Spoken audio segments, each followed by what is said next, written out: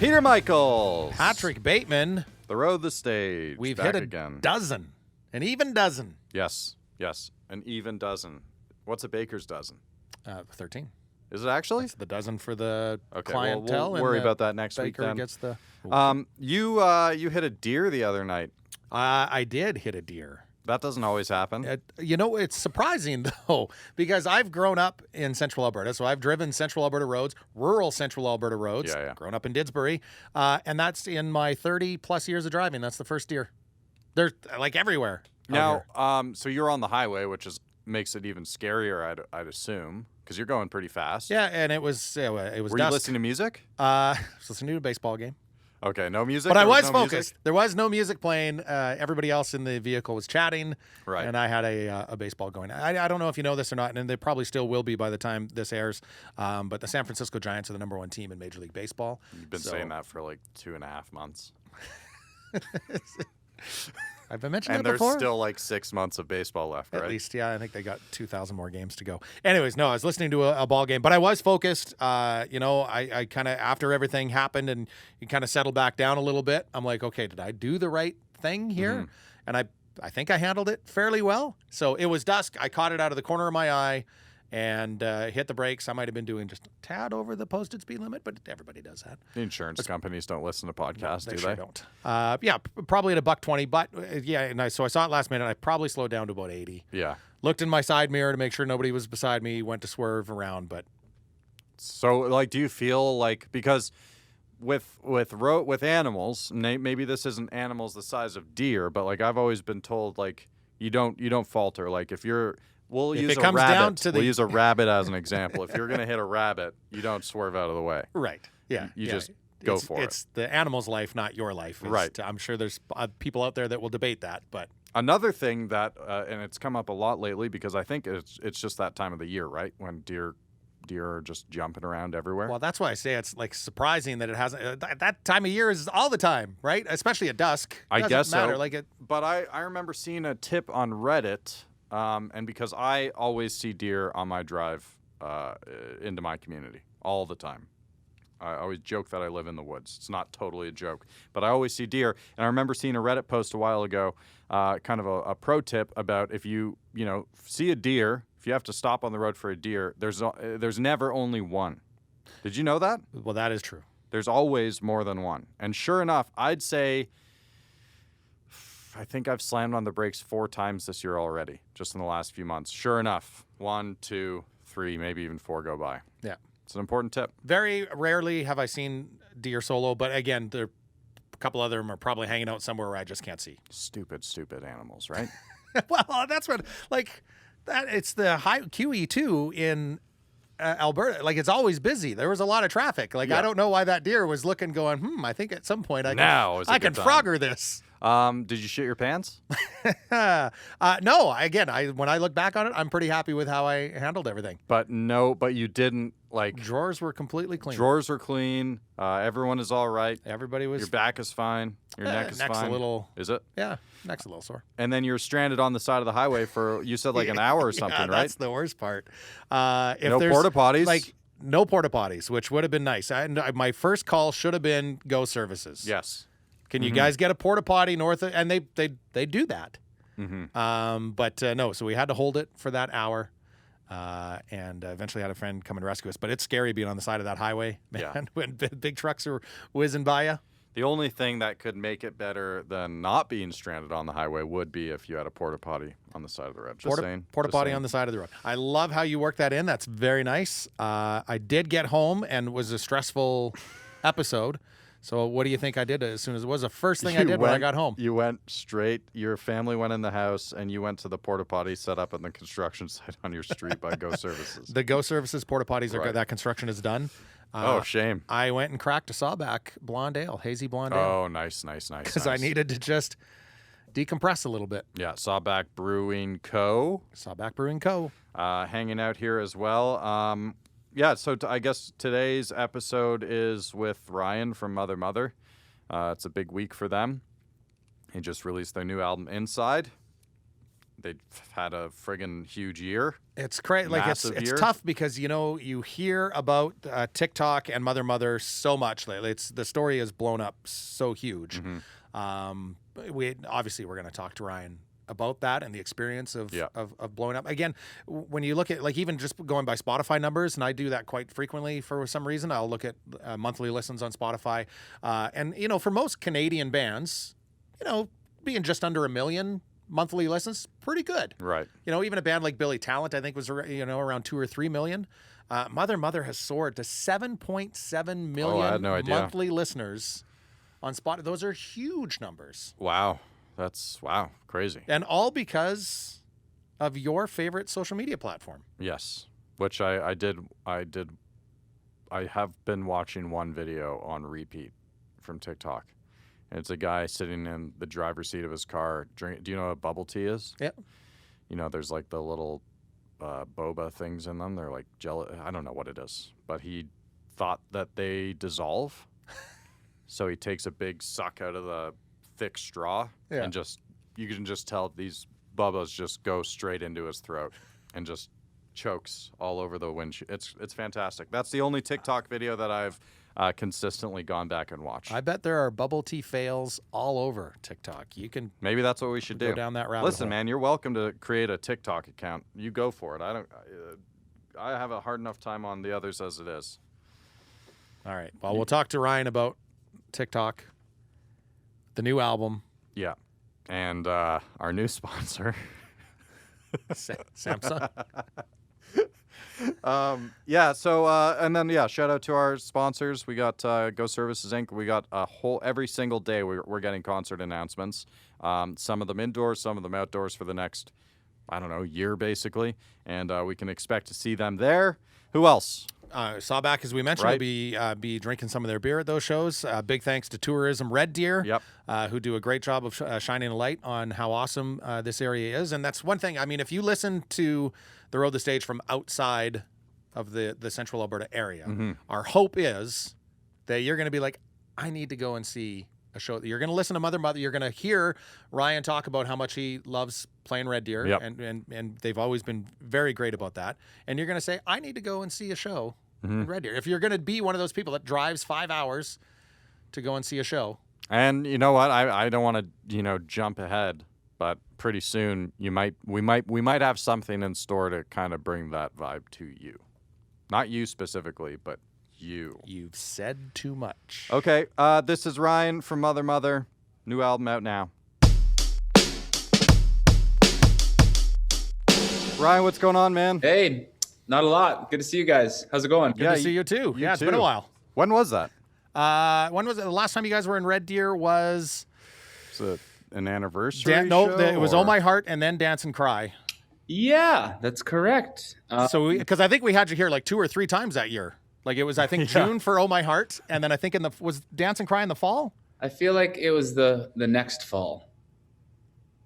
Fair enough. But time does move swiftly.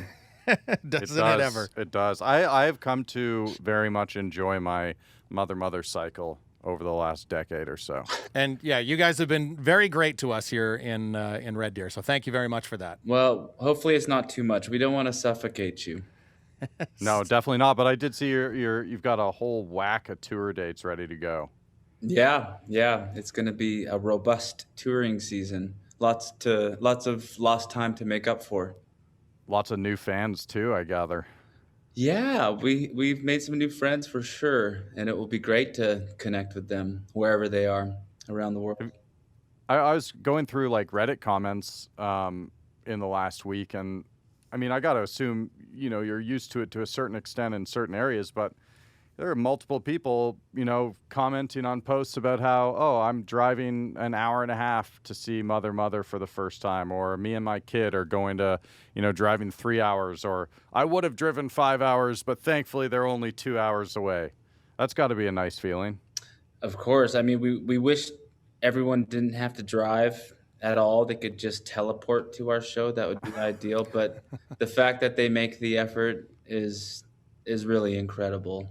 So much gratitude to them.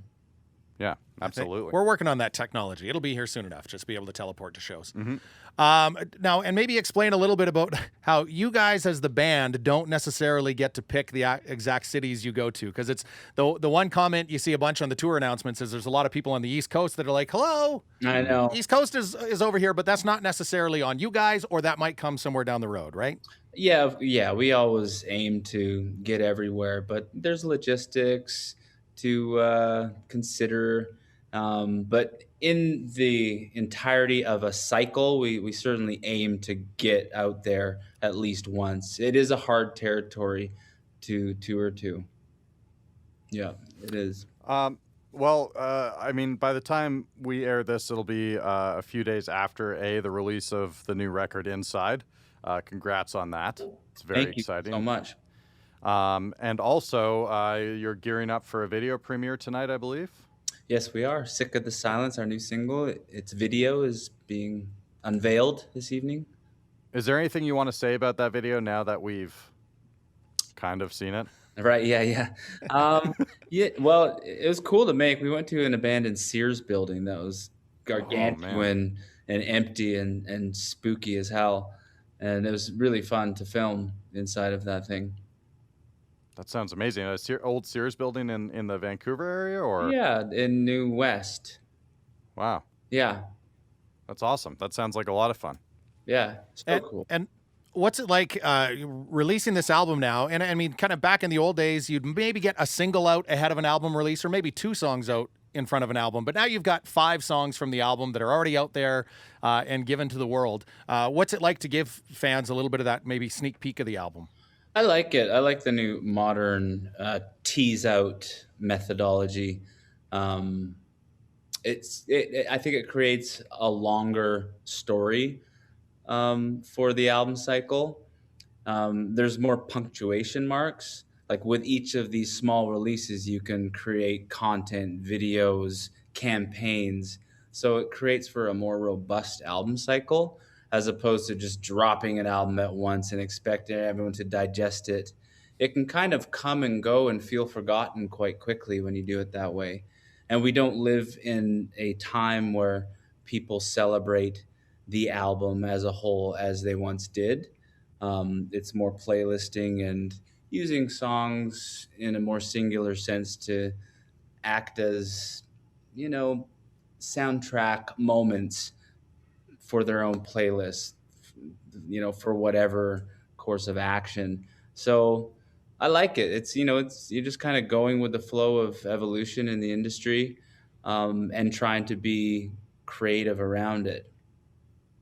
And was there ever talk at all of maybe releasing EPs as opposed to doing a full length? Well, I think for a band like us, it's important to put full length records out, because we're established and an era goes by, and I think you want to honor that era by a full body of work, and take that on the road. That works for us. I could see us releasing an EP within the album cycle that has a pertinence to something else, like maybe a throwback EP or songs on the road, like songs written on the road, like something specified. But certainly I would never want to rob us of the beauty that is making an album and that discovery of finding what the album's about and going down that wormhole. I really enjoy that. And I think this album, maybe I've heard it described as a conceptual album. It's not a concept album, but there is definitely a theme that runs throughout these songs. Yeah, I mean, that could be a concept album. Every song, I think, touches on this idea of inward speculation and navigation and inner work, as a means to be a better person, so you can do more good in the world. That's the overarching theme. And born from the pandemic, it was a record we didn't think we were going to make. 2020 was going to be more of a hiatus year, and then this thing happened, and everyone was pushed to their point of isolation. and had to make something of that idle time. And we were lucky enough to, be equipped with what we needed to survive and get by, and to make a record in the first place. Like, what a privilege to have that as an option during a pandemic. We certainly recognize that. But to write an album during such a weird time was a tricky prospect, because sentimentally, you can't not write about what's going on. That would be insensitive, I think. You have to somehow honor the moment, the gravity of the moment. But then also, to write about it too specifically felt premature, like it was just getting on its feet. And there was a lot of trauma in the world, and to take a socio-political stance didn't feel right. So I kind of tried to take the moment and segue it into a metaphor about going inside and working on yourself. A universal theme,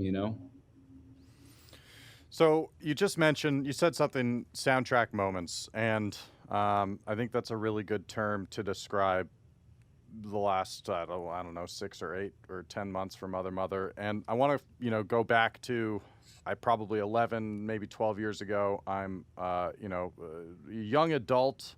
Most mornings I'm getting up at 4:35 to go open the local YMCA pool and my lifeguard job.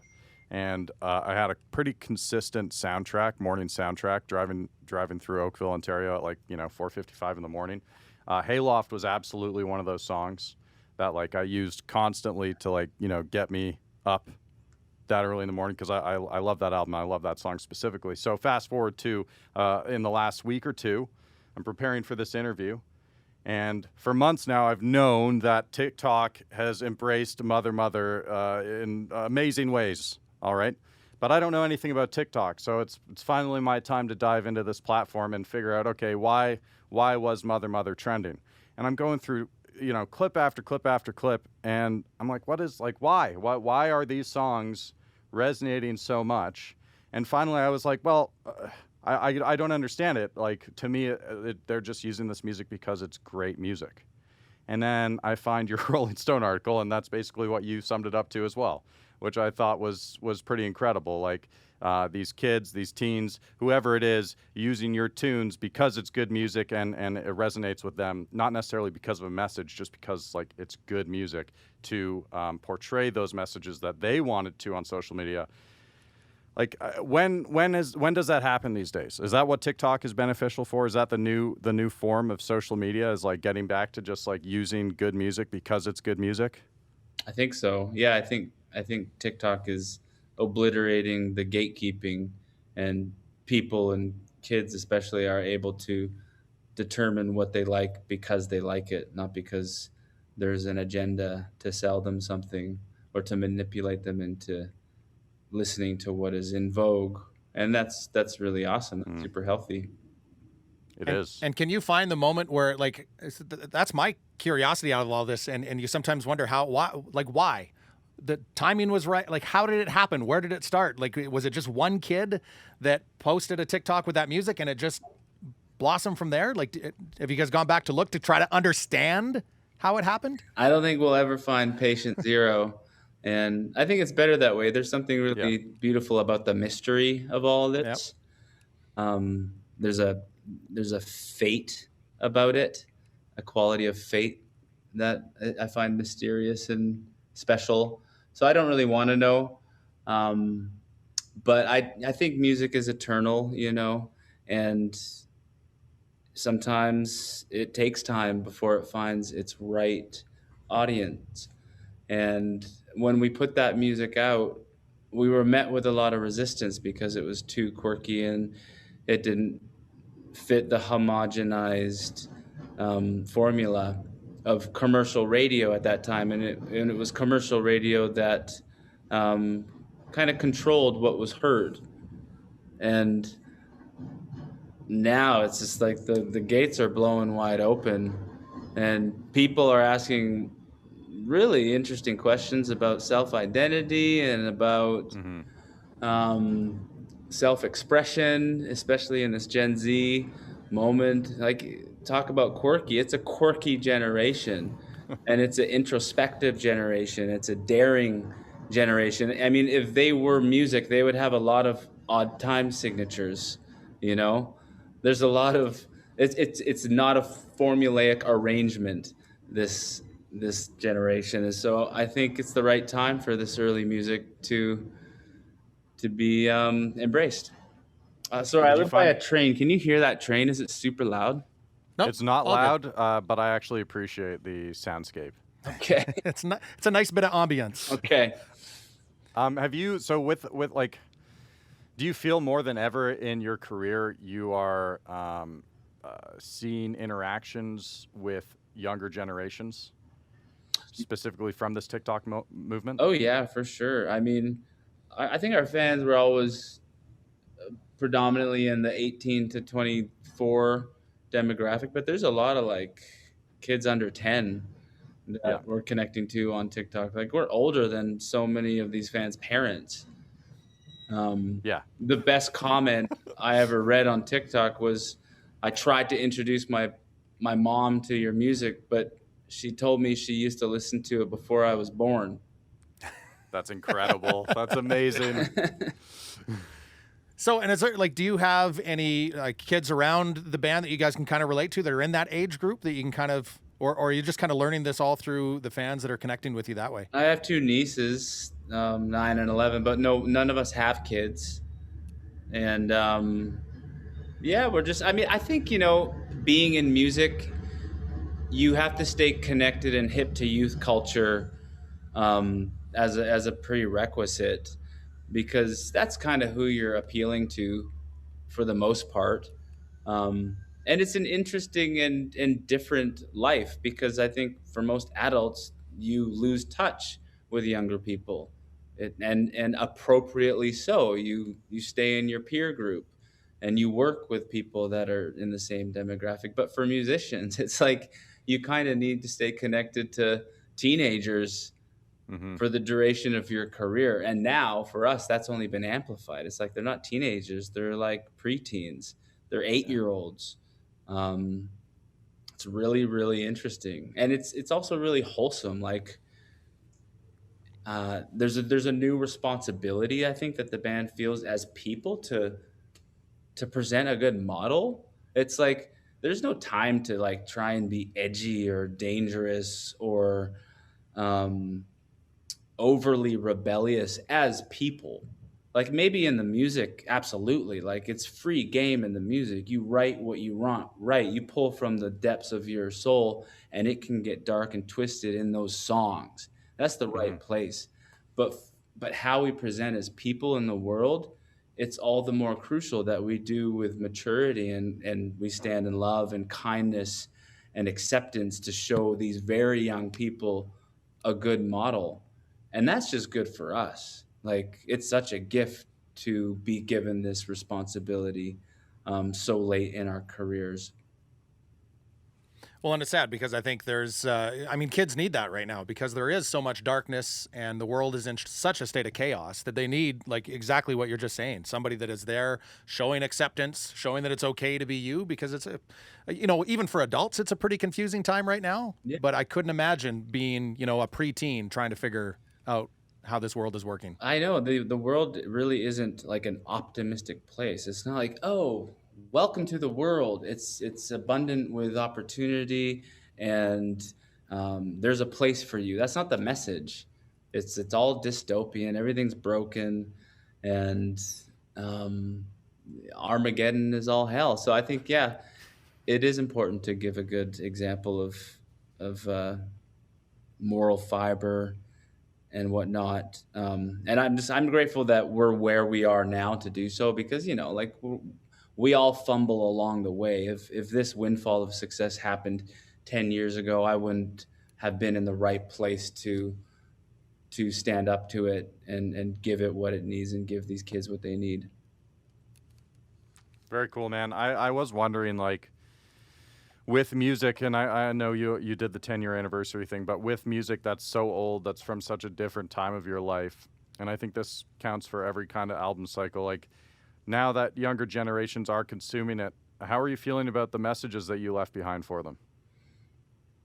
Man, I really like those early lyrics. Yeah. Yeah, yeah, this is so creative and like unpremeditated. That music was very unpremeditated. It just kind of happened, and Right. I think it was born from like a real naive uh, confidence that I Mm-hmm. think is innate to young musicians starting out writing their first songs. There's just everything to discover, and you know, and they feel like they have so much to offer, and it's also fun and playful. And there's a brazen nature to that initial honeymoon phase with songwriting. And I listen to those songs, and I can hear that. I can hear the creativity and the uncontrivedness, and um, and the themes I think hold up. It's just about trying to find yourself Yeah. and to make sense of yourself in a world that doesn't give you a lot of options to fit in. Um, and maybe that's additionally why these songs are connecting to these kids, because that seems to be the case. So let's go back to your connection with music as a kid then, and what you connected to. We actually have a very similar story at, I think I was reading, was Lollapalooza your first concert around Yeah. 11 or 12? It's totally Wait, what do you mean Lollapalooza? Was there whereabouts? Like in Vancouver. Oh, okay. I didn't know they did a Vancouver Lollapalooza. They So, sure did. and There was Cypress Hill and Hole and Beck. Beck looked 10 years old.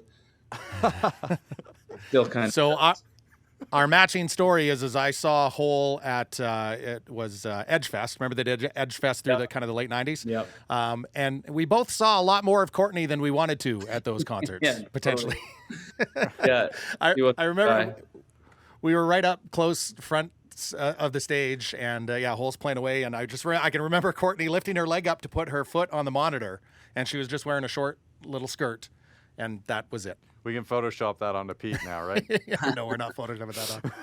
So was it that type of music? Like, so you were around 11, 12 years old, and is that kind of what a young Ryan was into and checking out? Yeah, I mean, when I was younger than that, I got into the Beatles and Led Zeppelin and Eric Clapton and Cream and Derek and the Dominoes, and classic rock really struck a chord when I was like in grade 3, 4, 5, 6. And when did my dad play me the Pixies? I was about 10 years old. That's when things Cool. just changed. Like Cool. everything was turned upside down, and that's when I heard the music that I knew I wanted to make, and that I should make, because it made me feel most like myself. Mm-hmm. Surfer Rosa, I was like, oh, that's what I sound like. I hope, you know. Hmm. So that was a big one. That was a big moment, and I think that's probably the most obvious influence of Mother Mother is the Pixies. While we're talking Especially about- Oh My Heart. While we're talking about music influences, I've been trying to pick it up, but what is the record to your right? Oh, it's Billie Holiday. Oh, wow. Oh, yeah, okay. Yeah. And then is this to your left? Is that like the original Twitter bird? No. One of one? No, I don't love social media that much. As much as I love it. You know, it's an interesting point. So you do have your own accounts, and the mother accounts. But the one thing I did notice from your personal Instagram account is you follow nobody. You don't even follow the band from your own Instagram account. So how do you use social media? How often? What's kind of your take on it? Well, I mean, the band is the band. That's robust, and that's a whole world.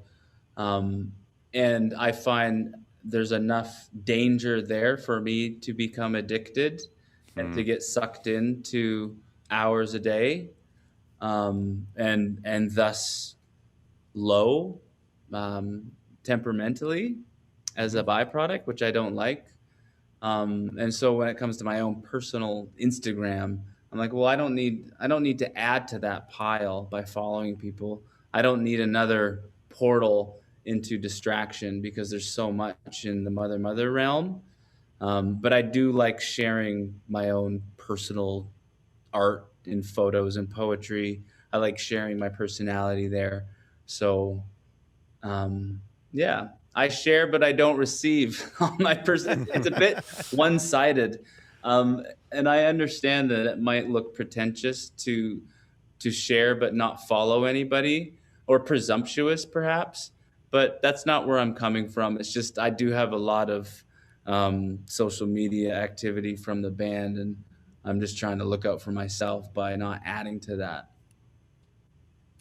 Yeah, that's a smart thing to do, because it can suck you right in. And I was pretty surprised. It was a proud parenting moment when I was telling my daughter that we were doing the interview with you, and I said, they're blowing up on TikTok. You've seen their stuff on TikTok, and my daughter actually said, "Dad, I deleted TikTok a long time ago." Oh, amazing! And I'm like, "What?" And she's like, it was just sucking up all my time. It was wasting too much time. Yeah, and so she got rid of it, which I was like, "Wow." Yeah, I raised somebody that thought like that. Oh, cool.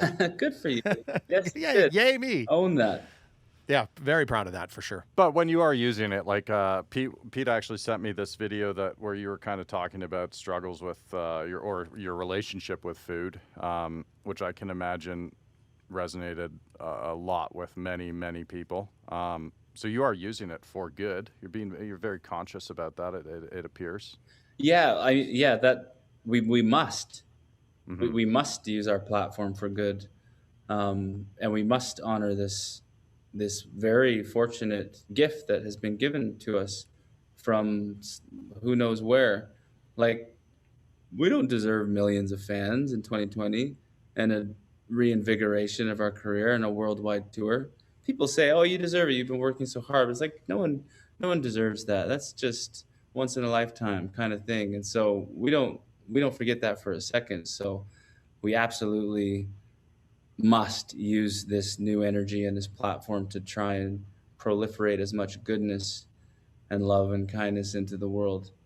So is this your first time? Not your first time. I meant, are you going to the UK in this upcoming tour cycle? Yes, we're going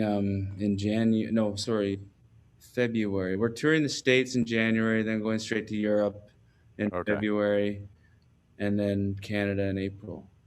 Because I think you had posted like I don't know if it was listening numbers or whatever, listeners from various parts of the world. It seemed like the UK, London specifically, was massive.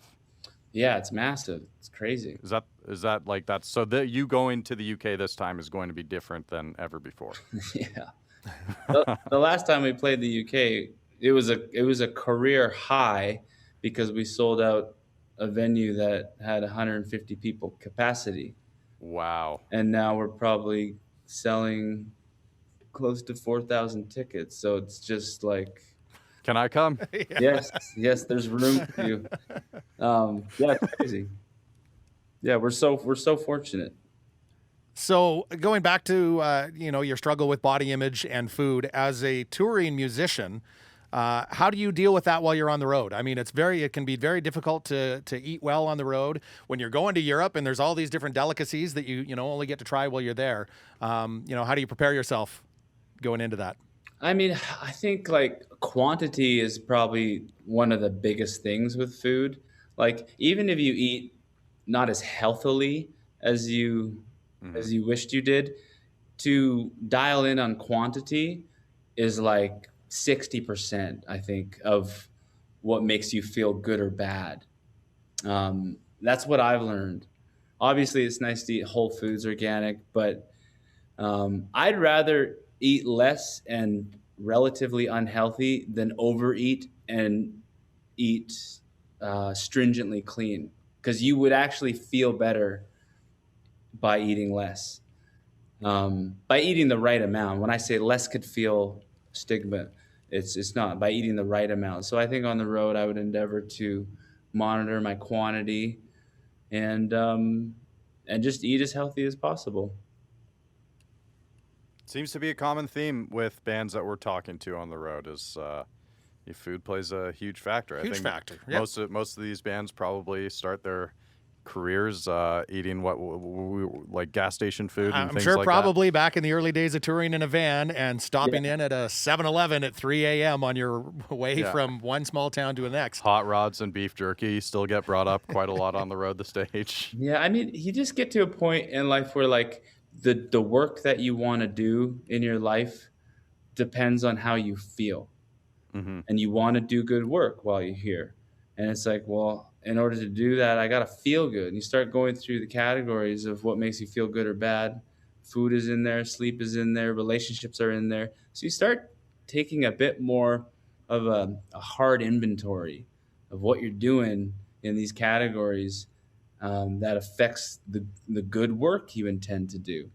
And so when we're out on the road, it's like we have to try and make these shows transcendental. They got to be awesome. And so what during the day can we do to ensure that?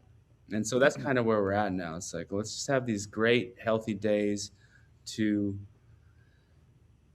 just limit the liability of putting on a poor show. While we're talking, I have to ask. Like, you got a big video premiere tonight. The record drops in literally a few hours. What's for dinner tonight, Ryan? I haven't gotten that far. You know, I walked to this nice little cafe and I got a salad with romaine and iceberg and artichoke hearts and asparagus and brisket and Parmesan. What else? Beets and pumpkin seeds. And it was massive. And I still got a bit left, so I'd probably eat that. Because again, like eating too much with all this press and doing the Zoom, and that would be to the detriment. So I'll probably just chip away at that salad. God damn it, that sounds romaine and iceberg. You hit the jackpot. Yeah, you know what? I'm kind of over like the super healthy lettuces, like iceberg all the way. And romaine's nice, or like the red lettuce or the butter lettuce is really nice, but like choking down kale, I'm kind of done with that. Yeah, I think it looks sharp. If it looks sharp, you're probably going to convince yourself that it's sharp going down. Yeah, it's punishment going down. I'm thinking forget touring with them in Europe. I want to just come for the rest of that salad. Well, we'll head to Vancouver. You're in Vancouver, right? Yeah. Go to Vancouver, check out this cafe with this magical salad that sounds like a very original creation to this unique chef. I like it. If you can put it into words at all, how does it feel to have 5 shows at the Commodore in Vancouver? It's pretty awesome. You know, we've done that once before. We did that a few years ago. We did a 5-show sweep at the Commodore. Okay. So not to say that it's old news or anything, but it's just as magical and exciting as it was then. Are you going to be bringing friends? Is there like something we still got because they're home shows? The opening bands. Okay. We still have to tackle that, but yeah, we want to change it up every night so each show is unique unto itself. And Patrick had talked a little bit about people, traveling far distances to come to shows earlier on, but you probably have like people that would you'll have the same people that'll show up for all 5 of those shows, right? I would think so, yeah. Do you notice that in the crowd when you're looking out and you see the same faces from night to night? The diehards.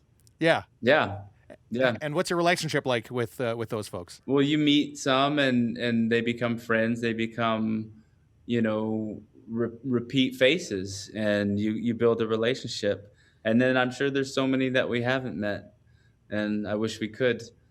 But we're very personable, and we try to just like knock down the walls of like hierarchy and just connect as people. And so there's been a lot of super fans along the way that have turned into friends. Like there's one girl, like I met her when she was 13, and I have her, like we text now. She's in Europe. She's like in her early 20s, and she's doing so good. And I think she's probably outgrowing us a bit. She's into other stuff, but she'll send me a song and I'll be like, awesome. She'll send me a picture of like the Ukraine, and it's cool. You meet people in this sort of fan artist framework, but then it certainly has the ability to evolve from that, and you can make great lifelong friends.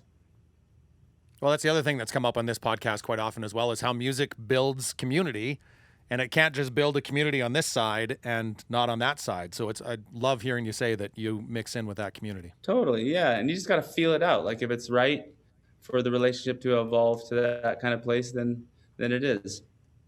I've been thinking about it lately too, and like this will only be like the 12th episode of this podcast, but as radio guys, we've become so used to these natural, casual conversations that we have with musicians whenever they come through town, and 99.9% of those conversations realistically are never broadcast, and that's one of the reasons why I've been enjoying this podcast the most, is because we are able to kind of continue those natural conversations and let other people into the room with us. And it's just it furthers that community aspect, I think, when your fans can realize that you're actually just a normal person for the most part. Mm-hmm.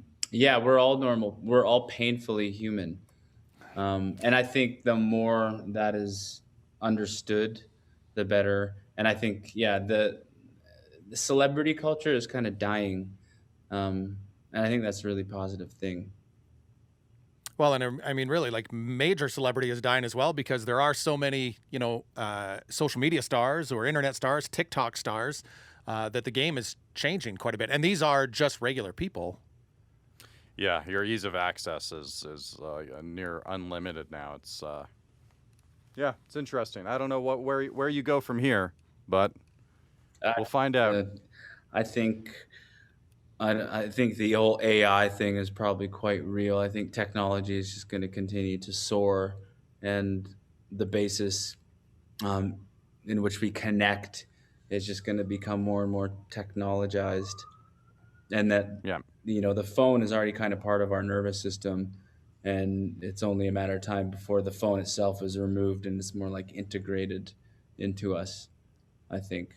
I think I need to have a nap after that sentence. But there is still nothing like basic human connection, which you guys will, after a long period of time, be able to get back to in front of again. Just that bond between artist on stage and fan. There's nothing. I can't imagine there's ever any AI that comes along and replaces that. No, I think you're right. So it will be interesting to see how that need evolves alongside the more artificial intelligence side of life, because there's no stopping that force. But hopefully they can evolve together. They can work together to create something altogether new and synergistic. Hopefully it's not one abolishing the other. We're going to let you go in a couple minutes, but I do have to ask a couple more questions. First of all, with that James Corden performance, obviously it's not the same kind of performance you would have done 2 or 3 years ago, pre or post pandemic. Were you guys 100% responsible for producing that set you did? Yeah, we did that. We did that ourselves here in Vancouver. And there was no interference from the show. It was just like, okay, you guys just put together your song and send it our way, and you're good to go. Yeah, it's a very dreamy scenario. Yeah, I mean, it sounds like it. It sounds amazing. I have a very not a very personal question, but just my personal interest in your set list, and I don't think it's been played or was played in 20. Correct me if I'm wrong. Are you guys done playing Baby Boy? I mean, probably won't play it on this next round of touring. Yeah. But not done. Okay. Yeah. All right.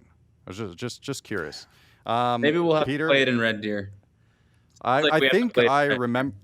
Yeah, I remember seeing it for sure, I think, when you guys were here. Well, I know, and going back to the people out east saying, what about East Coast shows? And we're like, what about Red Deer? But I totally get it. I mean, we're Calgary and Edmonton on either side, and some bigger venues. It's tough to fill that hole in between, but we definitely want to get you back at Bose, and we've loved every single time you've been in our city. From the Memorial Center, you guys played. When was that? I didn't Memorial see that. Center would have been 2014. Oh, goddamn. Before my time. Yeah, and then, I mean, you are always so good to us. The city, the venue, the station, and this is a cool new portal, this conversation, this podcast. So thanks a lot for having me. Thanks, dude. One more question. Any songs, bands you want to recommend for us, our listeners today? Front of mind? Oh, boy. I mean, I feel like what I'm listening to right now is known. I like the band Big Thief. Yeah. They're fantastic. I'm digging Phoebe Bridgers. Oh, yeah. Kind of like Cave Town. It's cute. and quirky. Those are my offers. Cool, man. That's a great starting point for sure. Cool. Awesome. As always, Ryan, thanks for your time, and we'll catch up with you soon. Yeah. Congrats on the new stuff. Thank you. Have a Enjoy. great day. Thanks for having me. See ya. Bye. All right, Ryan Guldemond? Guldemond. From Mother. Ryan from Mother. Wow. What? Joined us live. Well, when we talked to him, it was live. Maybe it was AI. Maybe that wasn't even. He brought it up. I thought he brought it up at the end, so maybe it was a strategic mention for sure. Very well could have been. It was a lot of fun. I've talked to him a couple times in the past. I'm assuming you have more. Yeah, it's really funny actually. You interviewed them on that Dance and Cry tour at Bose, and I went back and watched that interview. And when he started talking about the Oh My Heart and the listening to that before you went to your job. Did I tell them that before? Well, you brought it up and you'd said when I was in high school I was listening to, and Ryan right away was like, oh wow, that's now we feel old.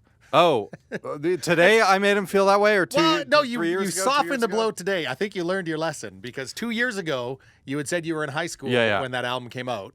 And, I would have been. Made them feel, I think, a little bit old. Where did you watch that interview? I didn't even know it was still available. Oh, dude, once something gets on the internet, it's everywhere. I should check it out. It is everywhere. Yeah, well, no, I've been listening to Mother since I was a wee lad. Yeah, so and I've had probably at least 3 or 4 different interviews. The one thing I always appreciated about Ryan, and you can tell just how genuine he is, and we said it every time, their shows would be sold out.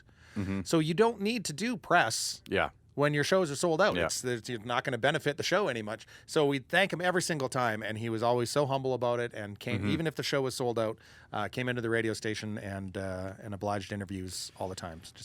Well, that album is out now, Inside. I did kind of want to ask him about it, but I figured we probably spend enough time on the old stuff. But in that Corden interview, they do the intro of Hayloft into this new song, Sick of Silence, and or Sick of the Silence. And I don't know, it's like a spiritual successor to a song from 12 years old or 12 years ago or however long it was. So go check that out.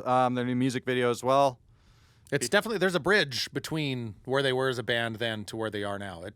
Everything I've heard from this album so far doesn't sound like they're replicating what has brought them all the success over this last little while. They're still moving forward. Well, also, I should add, I asked about if they're done playing Baby Boy. Right. Because a lot of that song and that album are about some pretty serious struggles he was going through that his sister was having a very hard time watching. And so if you go and look at that song, it's like, his sister's like actually, she's in the band, legitimately singing. It's crazy. It's a crazy thing to be performing on stage with your own family member, I think, year after year. So I do hope to see it on stage again, though, as painful as it might be. There is, man, they are truly original. There is not another band that sounds totally. That's like the thing. Mother. And I've been thinking about it for weeks, and I was talking to my girlfriend the other day. I love every time they put something out because it's like a nice little reminder, a little check-in. Okay, this is the new Mother. You're going to listen to that a bunch, and then for the first time in a few months or a year or however long, you're going to go back and listen to that old stuff that you love whenever it was. But it doesn't matter how different they get. It is always distinctly Mother. 100%. How do you do that? I don't know. That doesn't happen. Absolutely love that about them. Anyways, what's up? We're done? You got to get out of here? Do we? So that was episode 12. Mm-hmm. Do we skip past the next episode? How are we handling the? What are you talking about? Well, there's a different number that's attached to the next episode. Like if we're in a hotel. Can we get a ladder? Next interview, we'll put a ladder right above Pete. Is there a black cat that we could have? No, well, the Lucky 13, right? Lucky 13 That's how I like next. to look at it. So follow Bose Barn Stage on YouTube, or subscribe on YouTube. Subscribe. Follow at The Road the Stage on all the various social media platforms, which we know Ryan will never follow us. Well, that's good. If he followed us, it would be weird, and there would be a lot of pressure. And shout out to producers Ryan and Ryley at the Communal Creative Studios. He did it! He got it on way! By Bose Barn Stage. Is it written on your hand? Let me see your hands. No, look, right in front of you. Oh, it's they put it on a TV screen. Beautiful. Who else? Who else do we have to thank? Huge thanks to Go Services Inc., Sawback Brewery, Tourism Red Deer, and of course Bose. Bose Barn Stage. Next episode. Wednesday.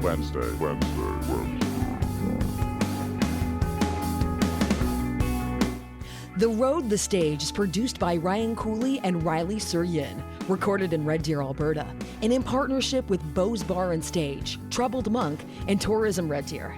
The Road, the Stage.